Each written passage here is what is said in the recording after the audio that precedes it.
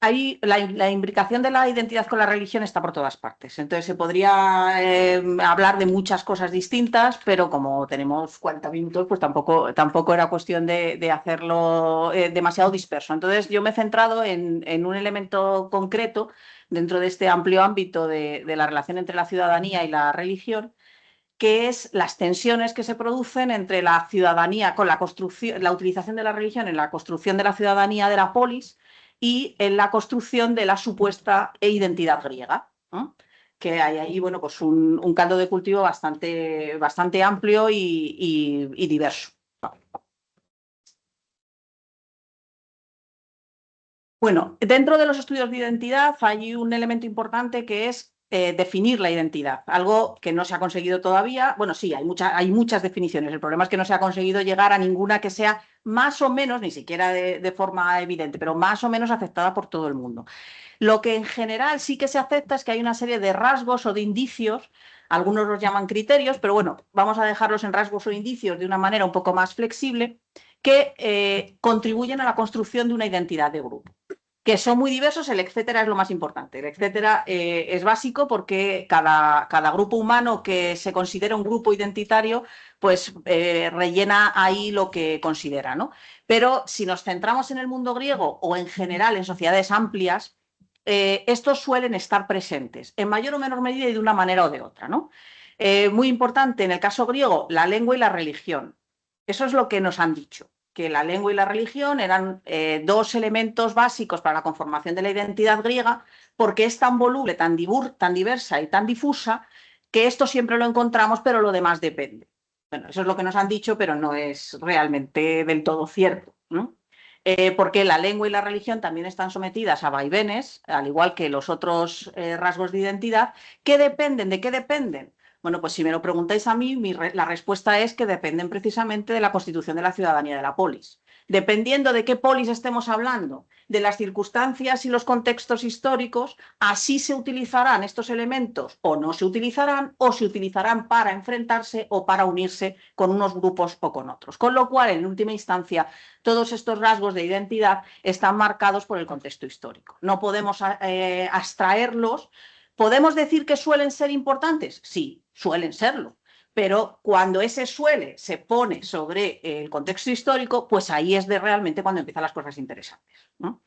Entonces, nos vamos a centrar en la religión porque es la idea de la charla, ¿no? Pero cualquiera de estos podría valer. Y además están muy interrelacionados. Evidentemente, las costumbres y las tradiciones tienen mucho que ver con las formas, por ejemplo, culturales, con los rituales, ¿no? Con la manera en la que se organizan esos rituales, a quiénes se le dedican y cómo se desarrollan. No solo, pero muchas de las costumbres y tradiciones tienen o claramente una característica religiosa o algún elemento vínculo con lo religioso. Porque ese es otro elemento que supongo que como estáis dando clase de historia de Grecia, pues esto lo tenéis claro, ¿no? Pero la religión en Grecia no es un elemento que podamos separar de todo lo demás. No existe una separación iglesia-estado ni nada de estas cosas modernas. En el mundo griego, de hecho, el hecho de ser ciudadano en parte es porque compartes los ritos y los cultos de la polis. O sea, es algo absolutamente central. No se puede separar y imbrica todo. El propio calendario que organiza la vida cotidiana es un calendario de tipo religioso. Entonces, antes o después con la religión te sueles topar, pero no siempre de la misma manera. Y ahí es donde empieza la diversidad, ¿no? La historia compartida, pues igualmente, en parte de esa historia también son la relación con los dioses, con los héroes, genealogías divinas, ¿no? Y bueno, pues preferencias estilísticas, podríamos hablar también de cuestiones alimentarias, de tabúes de comportamiento, etcétera, etcétera, ¿no? Entonces, la pregunta podríamos hacernos esta, ¿no? ¿Hay una identidad griega y una religión griega o hay muchas? ¿No? Vale. Bueno, pues depende de a quién le preguntemos en el pasado, pero también depende mucho, sobre todo, de a quién le preguntemos en el presente. Entonces, yo no os quiero dar soluciones, os quiero dar problemas, porque me parece que es mucho más entretenido y que además es lo que realmente hace un historiador, ¿no? Buscar problemas, siempre. ¿Existieron elementos comunes dentro del ámbito griego que hace que sea más fácil identificarse a un ateniense con un espartano que con un lidio? Sí, vale, existieron. ¿Existieron diferencias, diferencias importantes, elementos claramente separadores ¿Que en momentos concretos hicieron sentirse a un ateniense más cercano a un lidio que a un espartano? Pues también. ¿Qué le vamos a hacer? El mundo griego es complejo. Entonces, realmente esta pregunta no se puede contestar de una manera sencilla, depende del contexto de nuevo, ¿no? Para contestar a esta pregunta, durante muchos años la respuesta fue clara. Sí, existe una identidad griega y está basada casi de manera indisoluble en la religión. Hoy en día ya la respuesta sería más variada dependiendo a quién le preguntarais, pero aún así esa idea de sí, sí que existe y existe la identidad griega como tal, está presente. Y gran parte de los que la defienden tiran del Heródoto 844, que cualquiera que se dedique a religión pues ya lo tiene, o sea, identidad pues lo tiene ahí como un mantra. Entonces ahí lo que hace Heródoto, según quienes dicen Heródoto está claramente contestando que sí es la pregunta, es definir la identidad griega. Realmente Heródoto no está definiendo nada, ¿no? Porque hay que leer también en el contexto en el que él se está expresando, ¿no? Es un contexto en el que está hablando de las guerras médicas y está hablando de un episodio concreto en el que el rey de Macedonia se acerca a los atenienses para ofrecerles un pacto con los persas, porque Macedonia está del lado de los persas. Y en esa respuesta, en ese ínterin, pues en un momento determinado, el embajador ateniense al que se le ha trasladado esta respuesta dice eso. Dice que no van a apoyar a los persas, que nunca jamás lo harán, si lo hicieron en otros momentos. O sea, ya sabéis, las proclamas políticas nunca se cumplen. Y dice esto, ¿no? Porque nosotros compartimos, ¿y quiénes son ese nosotros? Esto sería otra pregunta, pero nosotros compartimos una identidad de sangre y de lengua, comunidad de santuarios y de sacrificios a los dioses y usos y costumbres similares. Eso, por parte de la historiografía moderna, se ha tomado como una definición de lo que es ser griego y como la constatación de que la identidad griega existía. Pero yo insisto, Heródoto no está definiendo nada, porque además cualquiera que se haya leído, esto es un error que muchas veces se comete cuando uno está empezando, ya os lo digo, aviso a navegantes, aunque os lo habrán dicho vuestros profesores, lo de leer las cosas un trozo. Yo, en vez de leerme a Heródoto, pues me leo 3 frases de Heródoto, que es lo que me viene bien. Pues así no entiendes a Heródoto. Entonces, si tú lees a Heródoto entero, yo sé que son 9 libros, pero es entretenido, te das cuenta de que esa comunión supuesta de los griegos es una desunión absoluta continuada y además que los mismos referentes que sirven para unir 2 páginas después, tampoco hace falta irse a otro capítulo ni a otro libro, están utilizándose para justo lo contrario, para desunir. Con lo cual, entonces, ¿qué hacemos? ¿No? Nos seguimos planteando, entonces, ¿qué ocurre? Porque alguien podría decir, bueno, pero esa comunidad de santuarios y sacrificios a los dioses, existen cultos panhelénicos, ¿no? Existe Delfos, existe Olimpia, allí van todos los griegos. El panhelénico es un término que no usan los griegos. No, aparece muy tardíamente, en época ya romana, en un par de epígrafes y con una referencia muy general a griegos. O sea, que no es un término que utilizaran ellos, de ninguna manera Delfos u Olimpia para ellos eran santuarios panhelénicos, porque no usaban esa terminología. Por poneros simplemente un ejemplo, Olimpia, ¿no? Suena a todos, los Juegos Olímpicos, allí solo podías ir si eras griego. También solo podías ir si eras hombre, y nadie está definiendo a los griegos exclusivamente a los que son del género masculino. Además, eso de que solo podían ir griegos no es verdad. Podían solo participar en los juegos atléticos, en lo que es la prueba física, griegos, masculinos, insisto, porque eso quitaba mucha más gente de en medio, pero en un rito religioso es importantísimo el público. No es como ahora, que parece que el oficiante es el centro del culto. En el mundo griego no es así. El público es básico en un culto y allí había mujeres, no, pero hombres los que queráis. Y no hacía falta que fueran griegos de ninguna manera. Y tampoco hay ningún sitio en el que se diga, para ser griego y demostrar que se es griego, usted tiene que cumplir estos requisitos y si no, no le dejaremos entrar en Olimpia. No existe. No lo hay, no lo busquéis porque no lo hay. Con lo cual, realmente seguimos con la duda de hasta qué punto podemos hablar de una identidad griega y hasta qué punto esa identidad está relacionada con lo religioso, ¿no? Entonces, si preguntamos esta pregunta larga, además muy larga, ¿no? ¿Existió un sistema de creencias, dioses, cultos, ritos y espacios sacros organizado y sistematizado, con prácticas homogéneas que se encuentran en todas partes del llamado mundo griego antiguo? Las comillas siempre son importantes porque quién lo forma, difícil de definir. En formas muy similares y que eran reconocidas por todos los griegos como parte fundamental de su identidad griega. Pues obviamente una pregunta así se puede contestar sí o no. ¿vale? La respuesta, pues yo tenía aquí una cosa para que saliera el no, pero no me sale. Da igual. La respuesta es no. O sea, si la pregunta es esa, la respuesta es no. ¿Vale?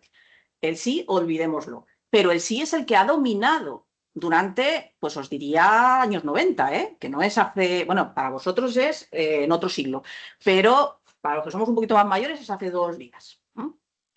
Bien, entonces, ¿por qué no? Y aquí es donde entra la polis. Bueno, pues primero, porque que haya elementos comunes, los hay, por supuesto que los hay.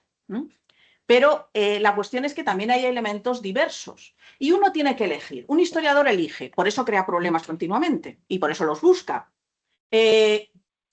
Si existen, una cosa es que yo decida, mira, sé que existen elementos comunes y sé que existen elementos de diversificación y de oposición.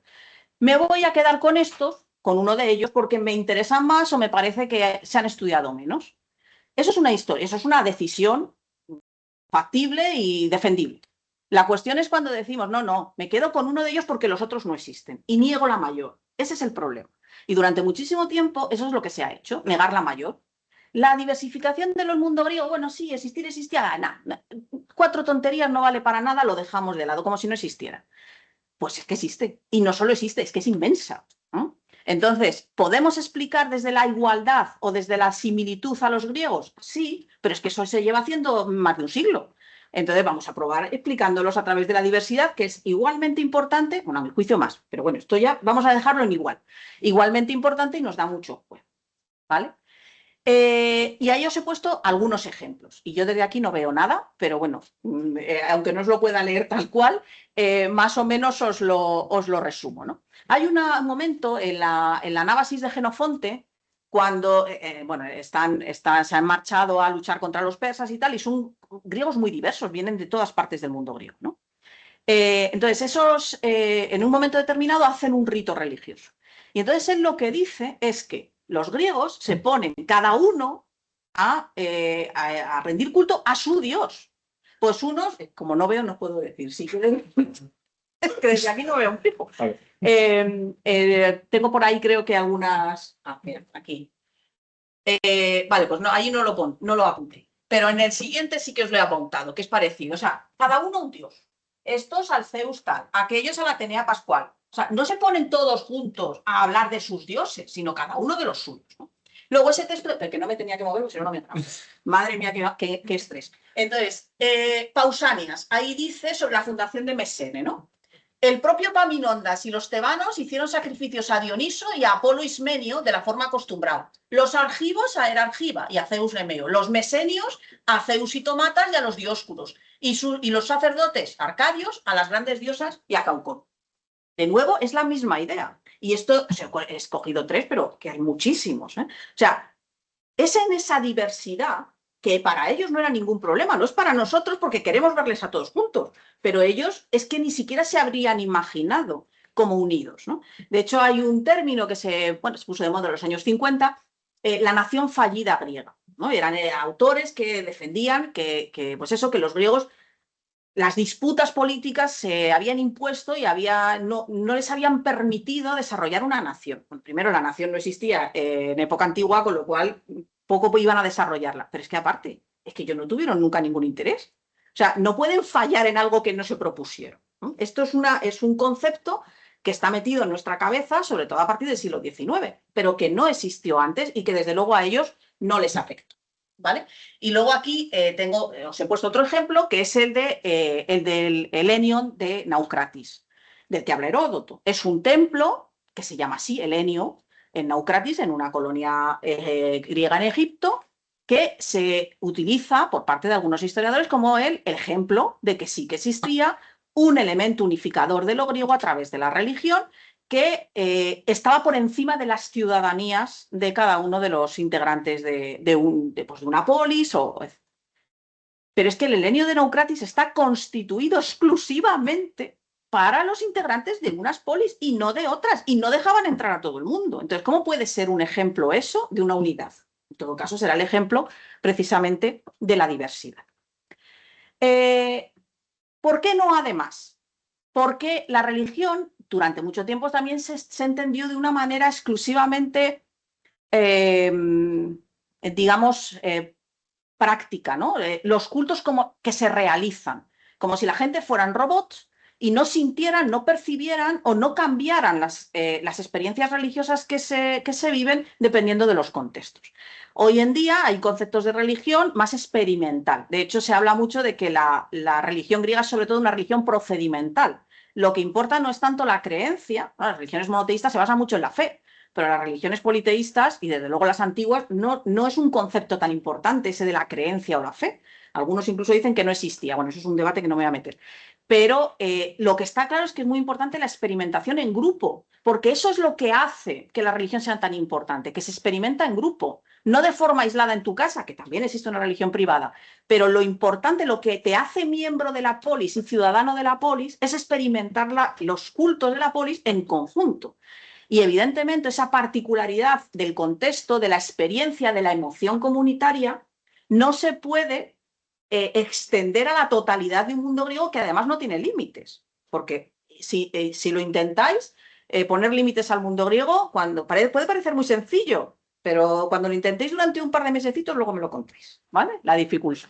Entonces, no hay límites estrictos, no hay ninguna entidad superior reguladora, no hay un libro canónico, no tiene nada que ver con una religión moderna de tipo monoteísta, que quizás es la que uno tiene más en la cabeza, ¿no? Luego, además, la instrumentalización política es básica y eso se hace en la polis. No se puede hacer discursivamente desde la polis para construir realidades más amplias, como cuando Atenas pues, impulsa la Liga Aticodélica y utiliza la religión para pues, mantener sujetos a sus aliados, ¿no? Y convertirlos en súbditos realmente. Sí, claro, pero se hace desde Atenas, se hace desde una polis. Luego, la religión es una unidad que como identificación de la masa la hemos construido nosotros, ¿no? O sea, esa vivencia en el grupo local la hemos obviado porque no entraba en nuestros parámetros modernos y para ellos es que era básica. No solo importante, es que era básica. Luego, la religión está construida desde esa identidad colectiva y apuntala totalmente el sistema de la ciudadanía de la polis. No se puede ser ciudadano de una polis al margen de la religión. El mundo del ateísmo, no vamos a negar que existieron. ¿Existieron ateos en el mundo griego? De hecho, hay gente que se ha dedicado a estudiarlos. Sí, existieron ateos, pero son casos muy contados. O sea, la mayor parte de la gente no se plantea como hoy en día uno puede plantearse, creo o no creo en este Dios o en aquel, o me gusta más el de allá. No, porque no es una cosa personal, es algo que aprende socialmente. Y luego no hay grandes diferencias tampoco con otras religiones del Mediterráneo, que está también. La idiosincrasia de la religión griega se basa en, pues yo insisto, probando, intentando, ponéis 2 puntos, intentáis rellenar y luego me lo contáis. No es tan sencillo. El propio Heródoto, hablando de otros pueblos, porque habla de muchos, hace distinciones y a veces las distinciones son increíblemente peregrinas, porque es que tampoco hay tanto que distinguir, ¿eh? Que no esté marcado por el contexto histórico concreto y por el contexto poliado concreto, ¿no?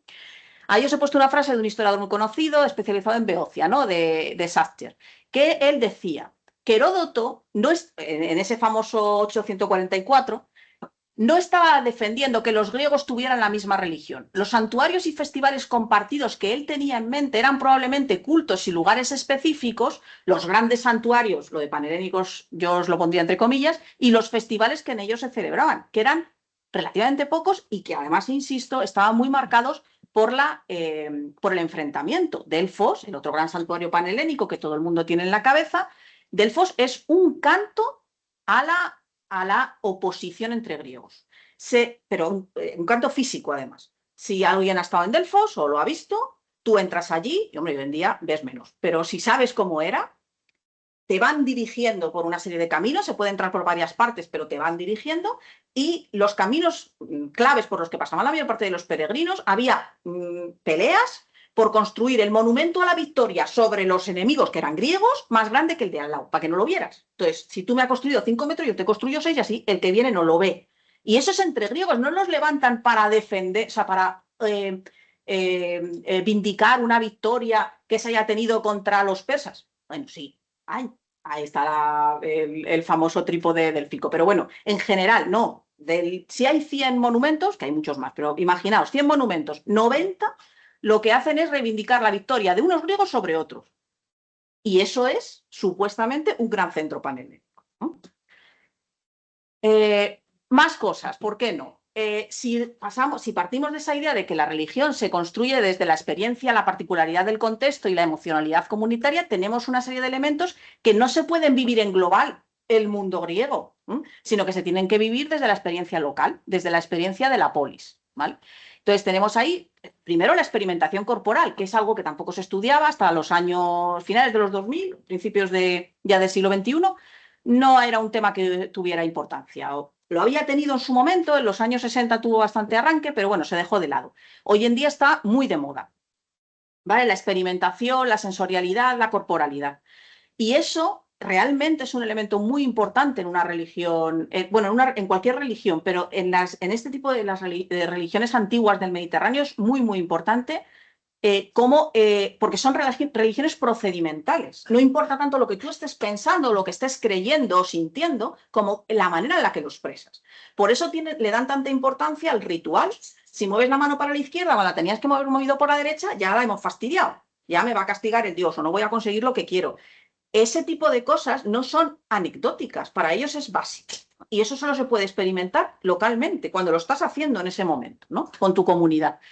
Luego, la repetición material y comunitaria. El rito es repetitivo, continuamente se repite.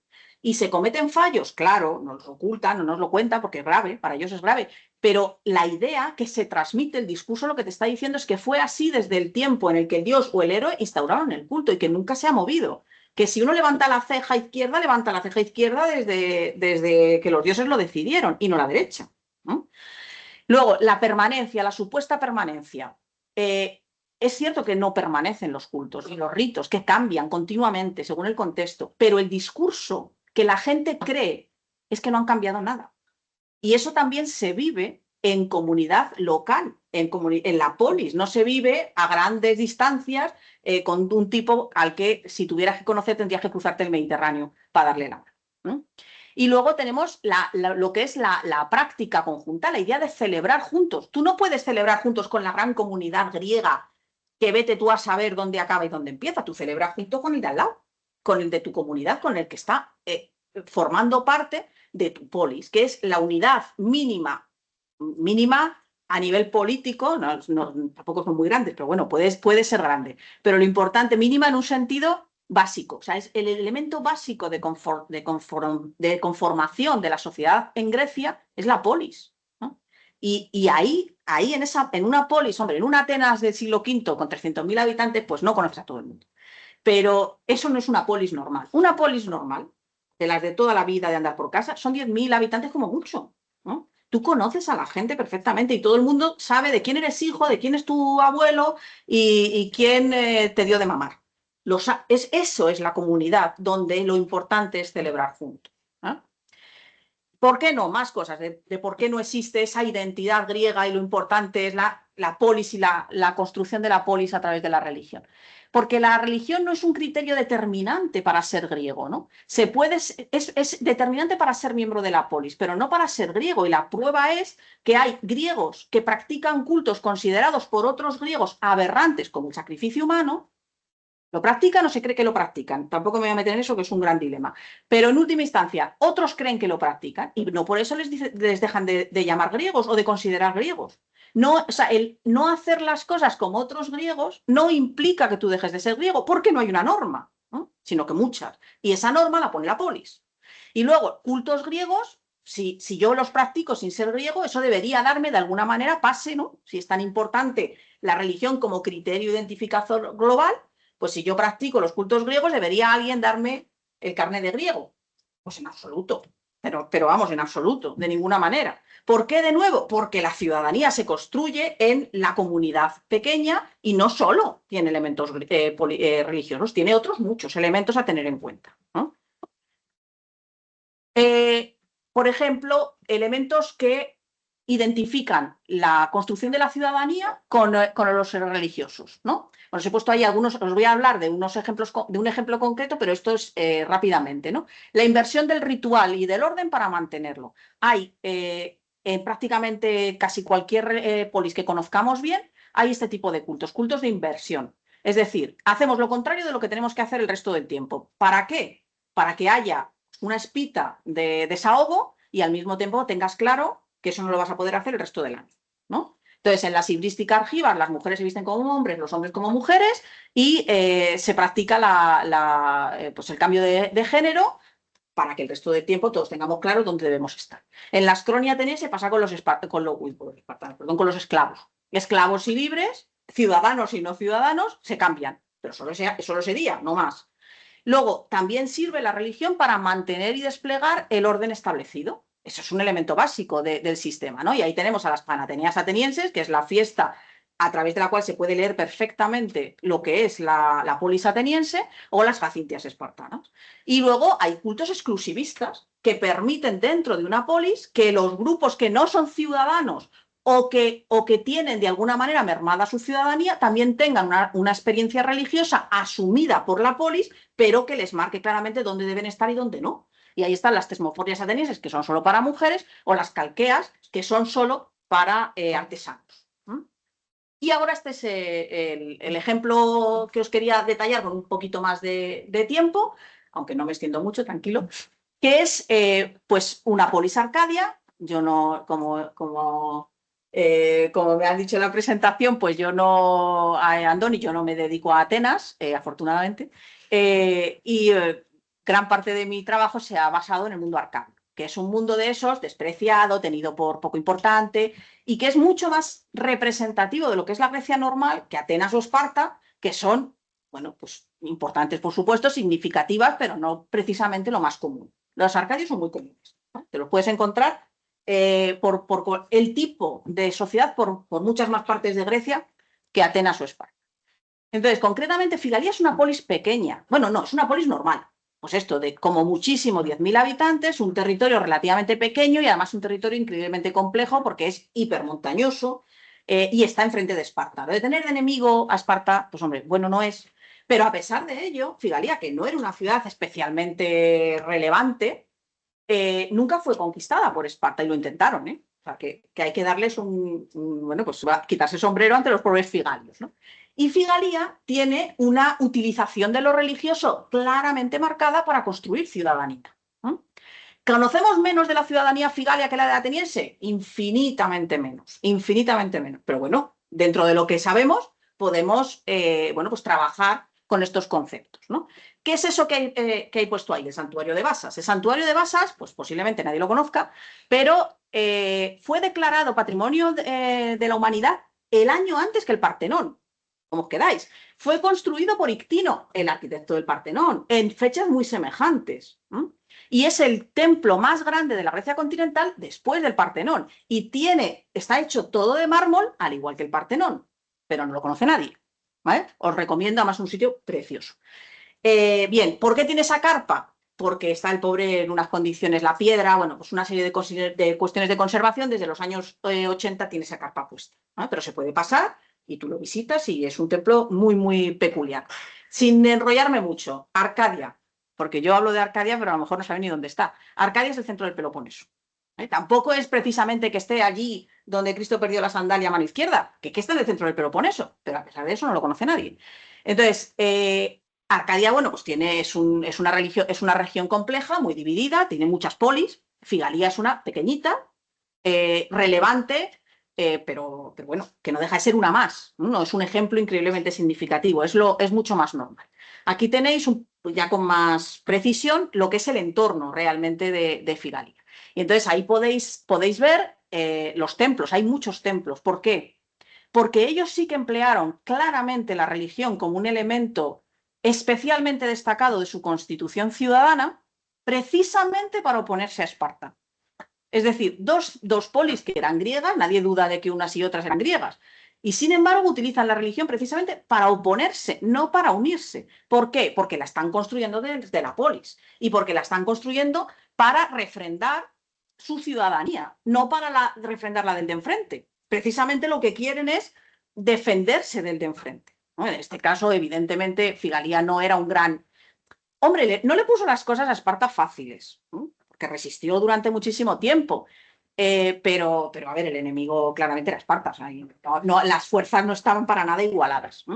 Entonces, Esparta realmente no es que tuviera súper interés en conquistar Figalia, lo que quería era controlarla. No consiguió conquistarla, tampoco que consiguiera controlarla mucho, pero sí la castigó bastante. De hecho, si os fijáis, ahí Basas, el templo de Basas y la ciudad de Figalia están justo en la frontera con Esparta. Bueno, realmente es la frontera con Mesenia, pero como Mesenia estaba conquistada por Esparta, pues la frontera con Esparta. Y esa frontera fue traspasada por las tropas espartanas muchas veces.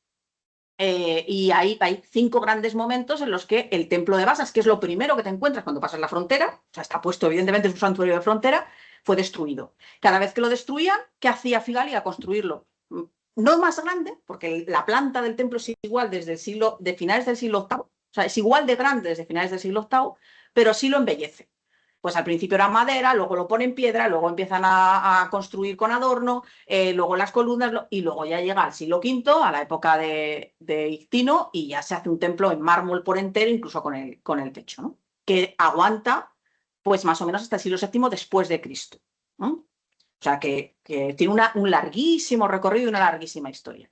¿Por qué reconstruyen continuamente un templo que les están todo el rato destruyendo? ¿Y por qué Esparta tiene tanto interés en destruir ese templo? Precisamente porque es el alma de la ciudadanía figalia. Porque los jóvenes figalios, cuando se van a convertir de febos a ciudadanos, van al templo de Basas a hacer sus ceremonias. Y ahí os encontráis, luego vuelvo. Bueno, esta es la base del templo, para que veáis que el templo en su estructura y en sus dimensiones es igual desde época arcaica a época clásica, no cambia. Y bueno, por dentro ¿vale? Esto es lo que van depositando en el templo estos jóvenes figalios. No son los únicos, no solo se utiliza para las ceremonias de Febos, pero es un elemento muy idiosincrático de la construcción de la ciudadanía. Entonces, ¿qué es lo que hay ahí? Bueno, pues te encuentras desde prácticamente el inicio del templo, finales del siglo VIII, principios del siglo VII, las típicas ofrendas de caballos, de bóvidos, que demuestran el poder de la aristocracia, ¿no? Y luego te encuentras una cosa curiosísima, este templo tiene millones de particularidades, que son esos esbotos pequeñitos de armas. No es que sea raro entregar armas en los templos griegos, es bastante frecuente, pero lo que no es nada normal, solo hay 3 casos en toda Grecia, este es uno, es que sean reproducciones exactamente iguales que las armas reales, pero a escala. Y además una escala perfecta. Esto ocurre, además, en sitios que no tienen nada que ver. Ocurre en el templo de Afaya en Egina, ocurre aquí, no me acuerdo del otro lugar. En Creta, es un santuario cretense. Entonces, esa minuciosidad en el trabajo, además de materiales caros, porque son exactamente como si fueran armas, pero en pequeñito, con el mismo material, con los mismos patrones, exactamente igual, ofrendadas en principio por estos efebos y por aquellos que se enfrentan a los espartanos, demuestra de nuevo la importancia que tiene para ellos que el Apolo de Basas les dé el refrendo para construirse como ciudadanos de pleno derecho y se construyen frente al enemigo, ¿no? Porque aquí el enemigo es muy visible.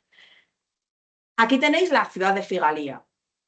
Durante mucho tiempo se pensó que el templo de Basas no podía ser un templo de la polis, porque como teníamos en la cabeza que los arcadios eran todos pobres de pedir y que, en fin, vivían del aire, pues cómo iban a construir un templo así.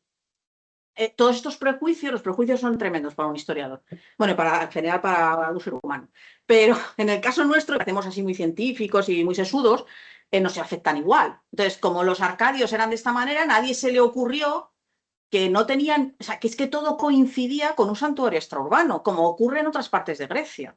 ¿Cuándo se empezó a pensar, bueno, esto tiene que haberlo construido una polis? Cuando se empezó a pensar que a lo mejor los arcadios no eran tan diferentes de otros griegos, que los que eran muy diferentes eran los atenienses y los espartanos, pero no el resto.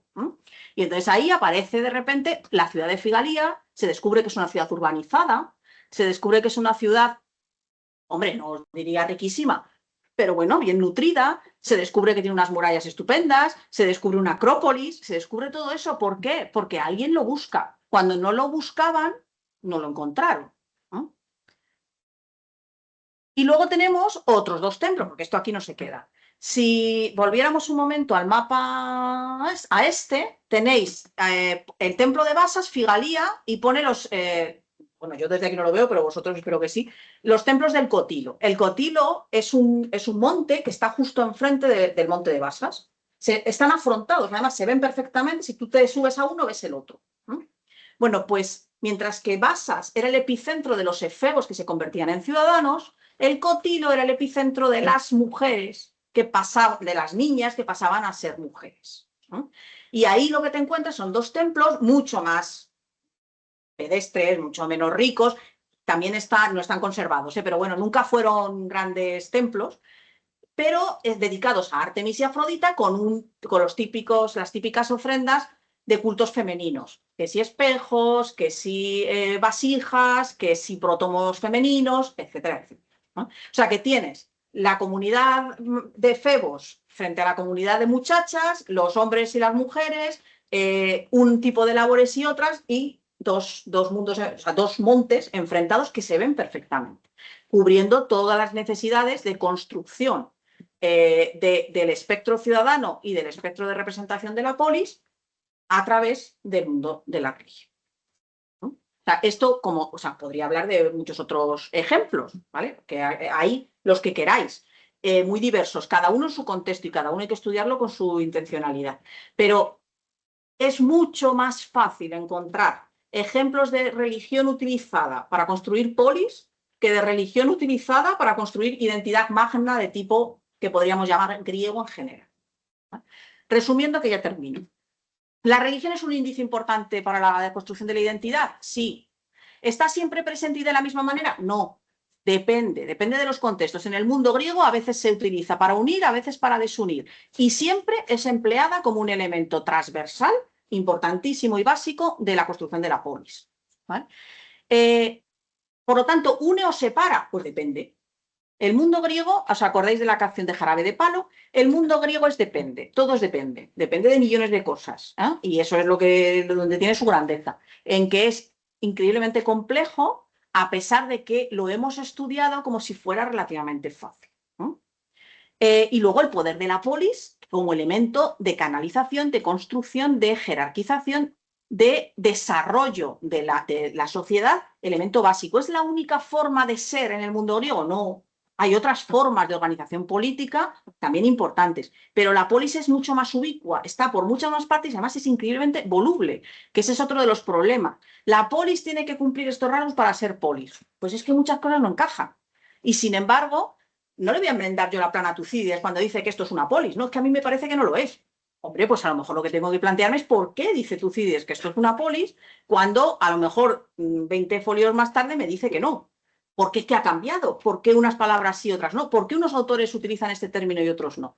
Pero llevarlo todo a lo que nosotros entendemos, pues hombre, quedas un poco en la superficie, porque lo que deberíamos hacer es intentar entender al otro, ¿no? Que no lo vamos a resucitar aquí a ninguno para preguntarle, y aunque lo hiciéramos nos contaría su versión, que no sería posiblemente la única ni muchísimo menos, pero en la reflexión sobre esa diversidad yo creo que es la que explica en mucha mayor medida que la similitud al mundo.